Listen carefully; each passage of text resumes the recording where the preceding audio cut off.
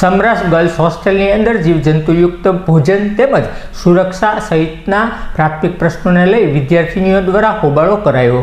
ભાવનગરની સમરસ ગર્લ્સ હોસ્ટેલમાં ભોજનમાં અવારનવાર નીકળતા જીવજંતુઓ, સુરક્ષા અને પ્રાથમિક સુવિધાના અભાવના કારણે હોસ્ટેલમાં રહેતી વિદ્યાર્થીઓને પારાવાર મુશ્કેલી વેઠવી પડે છે, જે બાબતની અનેક વખત રજૂઆત કરવા છતાં પણ પ્રશ્ન હલ કરવામાં આવ્યો ન હતો। ત્યારે ફરી એકવાર ભોજનમાં જીવજંતુ નીકળતા વિદ્યાર્થીનીઓએ રોષ વ્યક્ત કર્યો હતો અને આ તમામ પ્રશ્નોનો તાત્કાલિક હલ કરવા માટેની માંગ કરી હતી।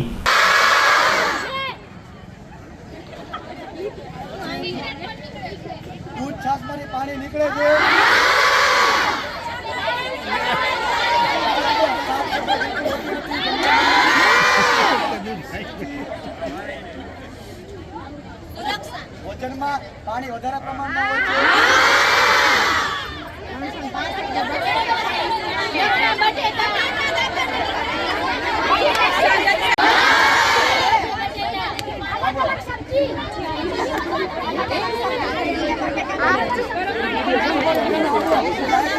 એવું છે કે મને આજે વિશે ધ્યાનમાં આવ્યો, તમે કોઈ રજૂઆત નથી કરી?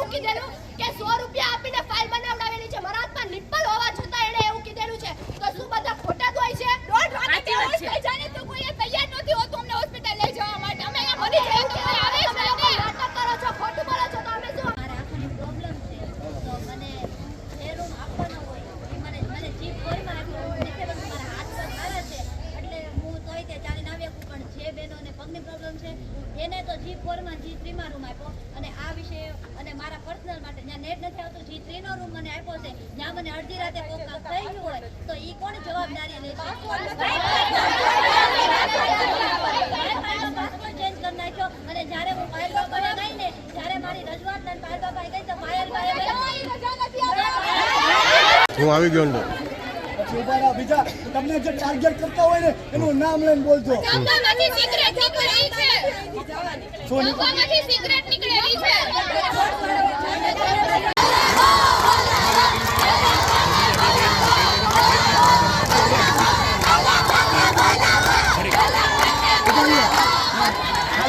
સમરસમાં રહું છું અને મને જમવાનો પ્રોબ્લેમ છે। અહીંયા સવારે અમે નાસ્તો કરવા આવીએ તો પ્લેટ પણ મળતી નથી સારી, અને પ્લેટ તો સારી ધોયેલી જ હોતી નથી, પ્લેટ કે ગ્લાસ તમે જે ધોય કઈ નહીં, અને જમવાનું સારું નથી આવતું। હું જમવા શનિવાર હતો, ઢોકળા જમવામાં હતા તો મને ભાવ્યા નહીં તો હું નાખવા જતી હતી, બરોબર, તો નાખવા મને દીધા નહીં કે સારા છે તમે ખાઓ। હું રડવા માંડી, મને મારે નથી ખાવા તો પણ પરાણે ખવડાવ્યા મને। છેલ્લે આમાંથી સિગરેટ નીકળી તો શું અમે સિગરેટ વાળું ખાઈએ? સમરસ છાત્રાલયમાં રહું છું અને અહીંયા અમને પર્સનલી ટાર્ગેટ કરવામાં આવે છે અધિકારી દ્વારા, અને અમને ચોખ્ખી દેવી ધમકી આપવામાં આવે છે કે તમારા વાલીને હાજર કરો, નહીં તો તમને 7 દિવસમાં તમારું એડમિશન કેન્સલ કરવામાં આવશે। અને એક વખતની કહાની છે, મારી જ જોડે બનેલો છે બનાવ।